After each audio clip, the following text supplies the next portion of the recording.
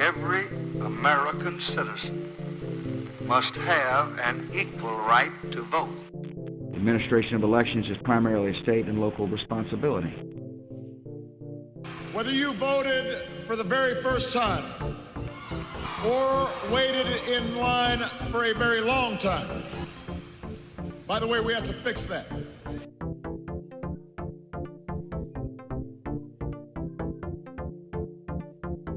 Welcome to High Turnout, Wide Margins. This is Brianna Lennon. I am the county clerk in Boone County, Missouri, and with me is my co-host, Eric Fay, Director of Elections in St. Louis County, Missouri.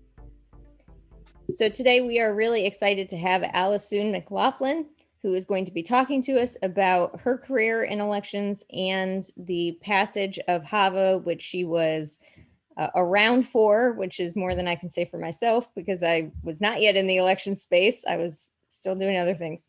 So thank you so much for being here. Thank you for having me. I'm so excited. We're always going to ask the first question, which is, how did you end up working in elections and what have you progressed through in your career? I love this question. I learned so much about people through it.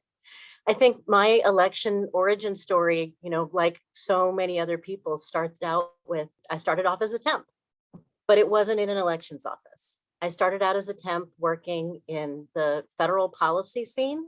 I was working through a temp agency, and I accepted a temporary job with this organization called the National Conference of State Legislatures. And it was in health policy, which it was the 90s. So everybody wanted to be in health policy. I had zero notion that elections would end up being a career path for me. I started off there in a temporary administrative job. And over the course of, a couple of years, sort of worked my way into being one of the lobbyists, being one of the junior lobbyists on the team. And then the 2000 election happened. And we were all just sitting there transfixed, watching the television, watching this, huge issue emerge. And the boss literally pointed at me and said, I need you to learn elections. This is going to be a big issue. So I jumped in. Everything was new. It was really very exciting. I was working mostly on tax policy issues. And, I would go to a meeting where it was a bunch of these old guys sitting around talking about the 86 Tax Act. And then I would go to a meeting where we were talking about this emerging issue, potentially the creation of a whole new federal agency. It was just really exciting to kind of be on the ground floor of this emerging policy issue. I was there through HAVA, and then the week before HAVA was signed into law, I jumped ship, moved 2 blocks down the street to go work for the National Association of Counties, and continued there to work on a portfolio of issues where elections was like maybe 10% of what I worked on. I was working on tax issues. I was working on tribal lands. I was working on tax exempt bonds, sort of a range of issues. But I just loved the election issues. And I was there through the reauthorization of the Voting Rights Act. I was there through the paper trail wars, beating back the unfunded mandate of what was the Holt bill at the time was probably the last big fax your congressman campaign that we ran at NACO. And then in 2008, I saw an opportunity to go into elections full time. The Pew Center on the States had an opening for a couple of project managers to come join what was then their Make Voting Work initiative. So I joined Pew. I was there for a while, got to work side by side with the team from Election Line, got to work with David Becker on the launch of Eric. The Voting Information Project was just getting its start at that time, building the case for the Military and Overseas Voter Empowerment Act. And then I got a challenge. I literally accepted a job on a dare working. Roki Suleiman was the executive director of the DC Board of Elections at the time. He was new to the job. He was implementing a huge omnibus election reform bill. So I took a job at his right hand, being his spokesperson. I was 7 months pregnant at the time. I don't know what I was thinking. I took 3 weeks off when my daughter was born because we were implementing, it all. Early voting, no excuse absentee, new voting equipment, same day registration, electronic poll books, all of the above. I really sort of cut my teeth in election administration in the trenches in DC. And then fast forward a few years and the deputy director job opened in my home county where I live. And so in 2012, I came to Montgomery County. I'm the deputy director of elections here, and I can't believe I've been doing this for so long. It was 10 years kind of in the election policy space, and now 10 years as an election administrator. And I had no idea this is where my career was going to go when I started off in healthcare policy. I think maybe you left one important thing out, and that's you're one of the more prolific collectors of ballot boxes that I know of. My husband is amazingly tolerant of my ballot box collection. I'm an eBay troll looking for ballot boxes. People will accept lowball offers on them because, I don't think there are that many ballot box collectors out there. What's the collection up to? What's your favorite one? I mean, the world wants to know. Oh, my favorite one, I have one of the rectangular glass walled ballot boxes, sort of lovely wood and glass.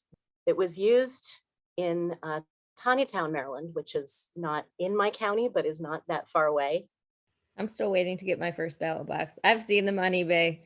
So I'm curious because there are, I don't know if it's just through attrition or things like that, but there are very few people I feel like that still have the institutional memory of the original modern voting laws.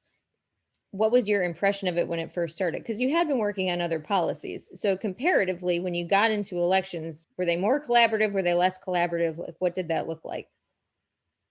It was exciting and scary at the same time because it seemed like there was nobody in Washington, D.C. who knew a thing about election administration. There were election administrators to call on and state election directors, who spend a fair amount of time with the sponsors of legislation, with the advocacy groups. But campaign finance was sort of a matter of federal law that there were firms in DC where people had expertise on. But the actual nitty-gritty nuts and bolts of administering elections, they're just those of us who were new to the space were having to tap into and find people who knew what they were talking about and then try to translate that information in Washington, D.C., because that scene just didn't exist. We didn't have people with expertise. Now, I was working for the states at the time. So our big concern was a federal power grab. Our big worry was that the federal government was going to come in, that the Justice Department was going to end up with regulatory authority over elections, really taking away the states and local jurisdictions' role. I wasn't too tuned in to the local jurisdiction side of this at the time. I was more concerned about the state's role.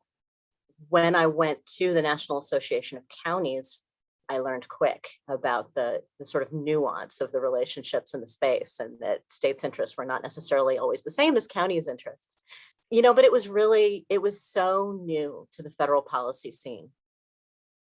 I think being a Missourian, one interesting thing I saw, I think you wrote or said at some point was, one of the only folks in Congress that really knew anything about what was going on was Roy Blunt from Missouri, because he had been a county clerk in Missouri and the Missouri Secretary of State. And there were almost no other folks in Congress that had any kind of election administration background. And even Roy Blunt hadn't been a clerk in many years at that point. He was a real leader in the space at the time. I mean, in my mind, that leads to the question. So all these folks in DC were kind of running around like, well, you said yourself, your boss said, you got to learn elections. So who did people seek out to try to learn elections at that time? Well, NASED was a force. The National Association of State Election Directors existed. They had staffing out of the Council of State Governments in DC at the time. And so there were a number of state election directors who were flying into Washington to meet with members of Congress and testify and really speak on these issues. There were a number of county officials too, who really had strong voices, developed good relationships with members of Congress on these issues. Connie McCormick, who at the time was the registrar in Los Angeles County, was very deeply involved. Wendy Noren, who at the time was the clerk in Boone County, Missouri, was really involved. It was really a matter, though, of who had the time and either the budget or the personal commitment to spend their own money to physically go to Washington and meet with people in order, we really weren't doing these things remotely. Doug Lewis with the Election Center was really, the big coordinator of election administrators. He was the one who brought people in, spoke on their behalf, built consensus. I think that Doug Lewis literally wrote the $3 billion figure on the back of an envelope of what, the sort of first guesses as to what kind of a federal appropriation would be necessary to replace election equipment. Doug was really a force to be reckoned with at that time and did a really great job of coordinating election officials' voices. Part of this conversation comes from your thread that you had gone into pretty deep background on. Was you mentioned that HAVA was not the first elections reform bill that was introduced. So when you came in, were you following the original bill, or did you get involved in HAVA? And what did that look like as negotiations were happening from your view? Boy, going back to early 2001, it just seemed like every member of Congress had an election reform bill. There were bills flying and lots of different ideas about what we needed to do to address the problems that people were seeing in the 2000 election. The biggest concern that my organization at the time had, that the National Conference of State Legislature was concerned about, was the power grab and was the notion that the Justice Department would end up with regulatory authority. And so our biggest focus was pushing back on the idea that a federal takeover was necessary here. But it really quickly became clear that there was going to need to be some sort of a federal policy response. And actually, the notion of having an independent agency, I think a lot of credit truly there goes to, quite frankly, to Mitch McConnell. And a lot of the bills that were coming through on the House side were more of a stronger federal role initially. And on the Senate side, they're kind of developed this notion that, okay, we're going to set up a federal agency and it is going to assist local jurisdictions. It's not going to regulate them. So on the Senate side, we had control of Congress, really went back and forth a couple of times in 2001. As people think back to the 2000 election, control of the Senate was really tight, was really close. And so there were a couple of different members of Congress that, sort of came around to the notion that this needed to be a bipartisan effort.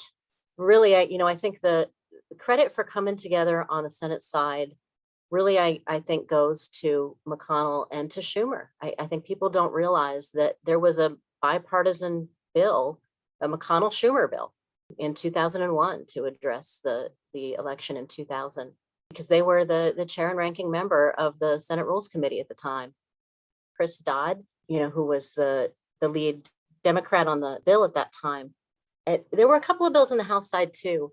The bipartisan consensus really sort of first emerged on the Senate side. And then on the House side was Bob Ney and Steny Hoyer then came together and said, yeah, we need to do this. We need to do this in a bipartisan fashion on the House side as well. And then they really, to their credit, through a lot of staff time at developing relationships with both state officials and local officials to understand the issues, to get surgical about what needed a stronger solution from the federal government and what needed more breadth of providing resources. And by the time HAVA, was really sort of nearing enactment, there were weekly sessions where we would go and sit in the conference room at the House Administration Committee for hours on end, going provision by provision by provision, picking apart the bill. And, questions being asked about, well, how do the local officials in this state feel about that? How would that affect the states that are, taking this policy approach? Really, really getting thoughtful and digging in. But that wasn't the first bill out the gate. It was not, these bipartisan approaches didn't emerge from the beginning. It was very partisan at first, until eventually the chair and the ranking member of the two committees of jurisdiction in Senate Rules and then in House Administration wrote their own bills. I guess with your historical perspective, do you have the sense that there was eventually compromise? One, because the Senate was so evenly divided, and two, that because of the issues in 2000, both parties saw the necessity to address something, that if they failed to do anything, that would be unacceptable. I think that's absolutely true. There definitely was a consensus. The votes were there to do something, but the question was to do what?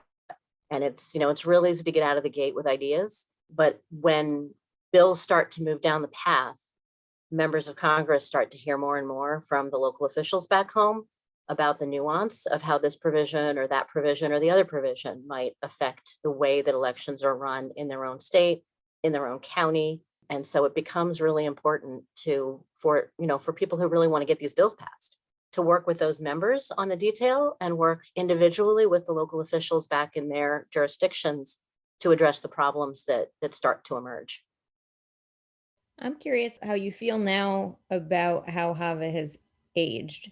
Because I know one of the other things you mentioned, and something that, I heard from Wendy very often, this wrested a lot of control from the county clerks, gave a lot of it to the state, and that has long-term consequences. And you've now moved into a county position. Do you think that something should have been altered in a different way, or do you feel like just kind of overall it's been working as intended?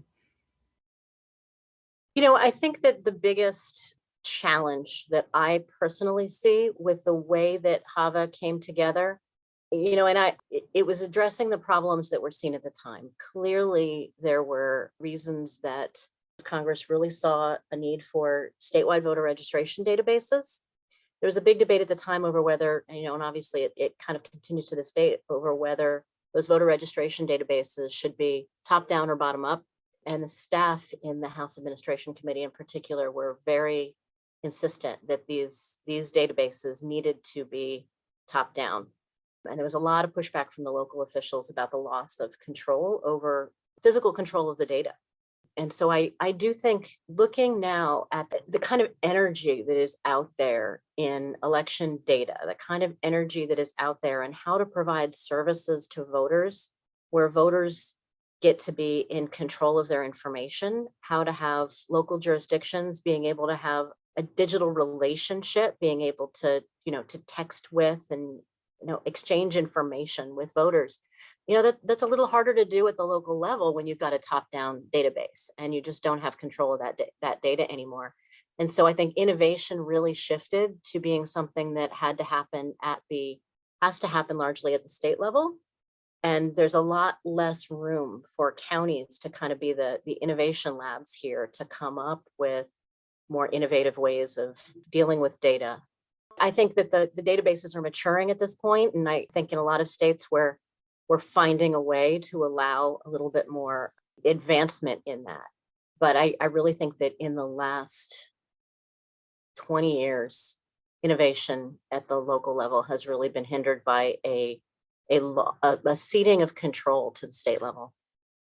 It was interesting to see too the way that attitudes have changed about electronic voting equipment, because electronic voting equipment was, that was the answer to everything in 2000. And then it only took a couple of years before, the pushback came. And now we had federal bills to go in the complete opposite direction and require the paper ballots. And, we're still sort of wrangling over that to this day. That's exactly what I was going to ask you, because I've had the same thought. I just had come into elections in St. Louis County when we were transitioning from punch card to the DREs that we purchased. And, that was the big selling point. That's what made them so popular in our jurisdiction, that there would be no more overvotes, that it would help people know when they undervoted, no blank ballots, those type of things. And now we, like so many other jurisdictions, have transitioned back to hand-marked paper ballots. And I wonder if there is ever going to be a reckoning again in a very close election with voter intent issues on hand-marked ballots, because even though the scanners at the polling place, at the precinct, will tell the voter you've overvoted or whatever the case may be, especially in a general election, when you're voting on 20, 30, 40, 50 things, I see most voters, it says you overvoted for county commissioner, and they just say, well, accept it because I don't have time to start over again. So that's something I've wondered about quite often. We're struggling with that here. We had a recount in our 2018 primary. And it was very clear to me as I was sitting there physically sifting through and looking at ballots that we had a good number of voters. You can see the evidence of voters with macular degeneration or, some sort of other reason why they're just not quite hitting the bubble when they mark their ballot. And now, of course, in a recount, you see that and you can look at the voter intent on that. But in that recount, it was clear that voters with macular degeneration were not a cohesive voting bloc. They didn't break clearly to one candidate or the other. So, they didn't necessarily change the outcome of an election, but it could when you see these kinds of patterns of concentrations of voters that have more of a difficulty marking the oval, and whether it is sight or whether it's Parkinson's or, whether it's there's just so many reasons why voters struggle with that. We have the choice of paper or plastic. We have the ability for voters to decide whether they want to fill in the oval or whether they want to use a ballot marking device.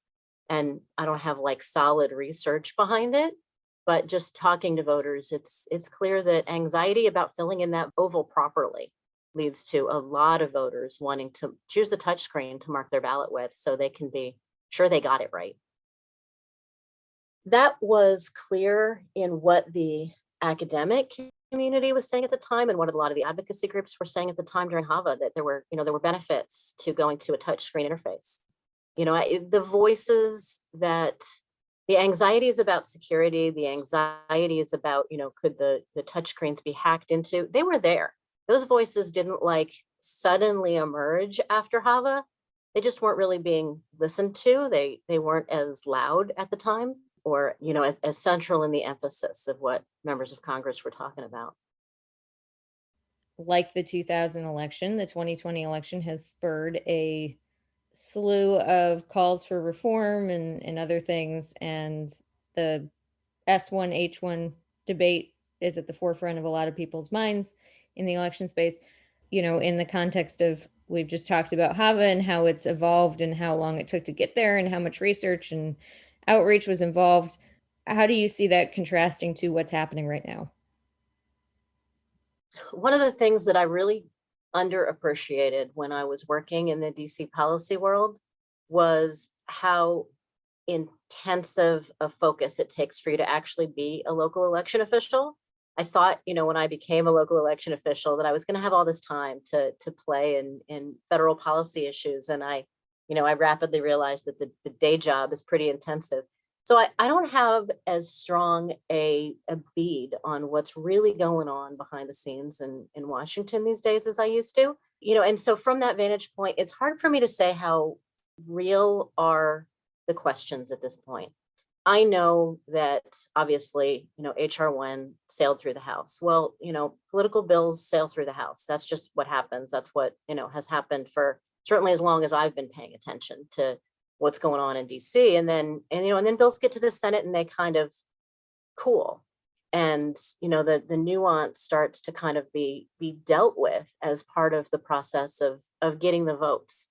And then the issues have to go back to the House. And, this is natural. This is normal. And I feel as though that's where we are. I feel as though there's a problem. We need a solution. It's political. It's HR1. It goes through on a partisan vote through the House. And now here we are in the Senate. The voices are starting to emerge to say, well, what about this provision on page 312 of the bill? We need to talk about that and how that's going to affect elections in your district, Mr. Congressman. I don't have the confidence of having the shoe leather on the ground in the Senate office buildings right now to be able to tell you for sure that the votes aren't there. But I really wonder if they are. I suspect that it's going to take some time for some of these issues to really be grappled with individually by individual members in order to win those votes at the end of the day. I think that the extent of the partisanship at the surface of talking about this legislation obscures a level of seriousness that I think there really is. And there really is, especially at the staff level and working on the nuance. Even a member of Congress who is the most outspoken champion for a bill and how it needs to get passed now can also be behind the scenes saying, we got a problem with this provision on page 312. And we need to fix that when we get to conference committee. Legislation just moves so much more slowly in Congress than it does in state legislatures. There's time built into the process to identify issues, resolve them.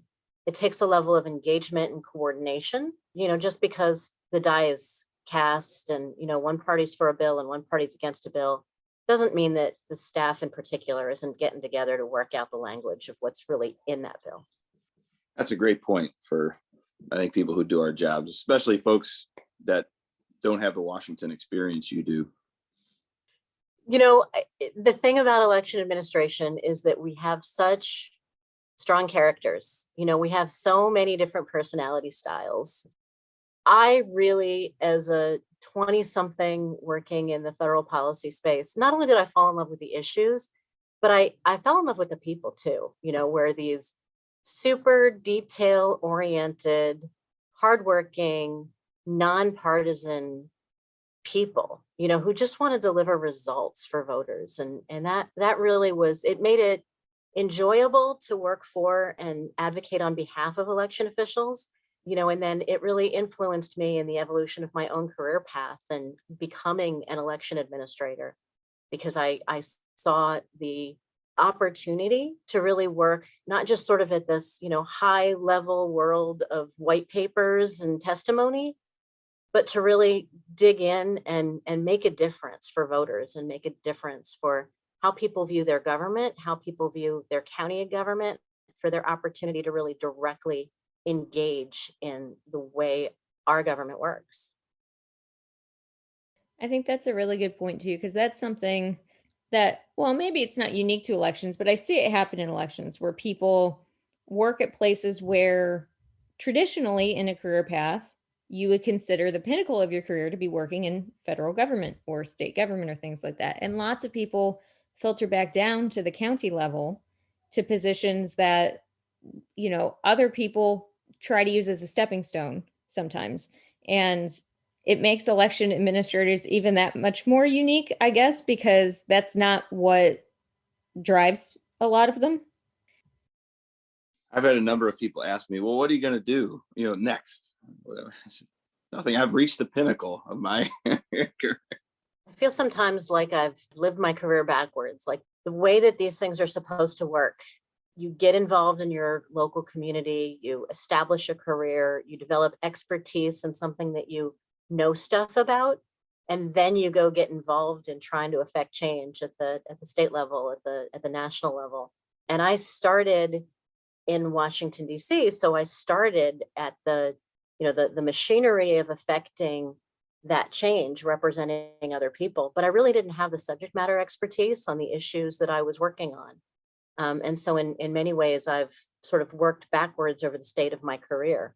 Now I have these light bulb moments all the time where I say, boy, I wish I had known then what I know now about the detail of how this really works. It's one thing to hear people say it and, you know, have someone tell you this is what the issue really looks like from the on the ground election administrator perspective. It's another thing to see it, touch it, and feel it and be like, wow, now I understand. Now I know what they were talking about. Okay, thanks everybody for tuning in to another episode of High Turnout, Wide Margins. Big thanks to Alysoun McLaughlin from Montgomery County, Maryland for being our guest. We hope you tune in next time to another great episode of High Turnout, Wide Margins.